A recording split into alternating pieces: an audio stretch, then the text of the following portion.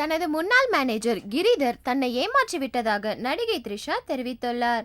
த்ரிஷா தனது முன்னாள் மேனேஜர் கிரிதரின் தயாரிப்பில் கோவி இயக்கத்தில் நாயகி படத்தில் நடித்தார். நாயகி தமிழ் மற்றும் தெலுங்கில் வெளியானது. 2 மொழிகளிலுமே படம் பப்படமானது.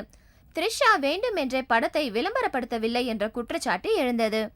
த்ரிஷா நாயகி படத்தை விளம்பரப்படுத்தவில்லை, நீங்கள் ஏன் படத்தை விளம்பரப்படுத்தவில்லை என்று ரசிகர்கள் கேட்டதற்கு காரணம் உள்ளது என ட்விட்டரில் தெரிவித்திருந்தார்.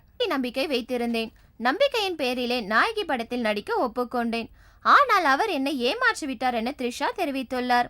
கிரிதர் எனக்கு வாக்குறுதி அளித்தபடி இல்லாமல் வேறு மாதிரியாக படத்தை எடுத்தார்.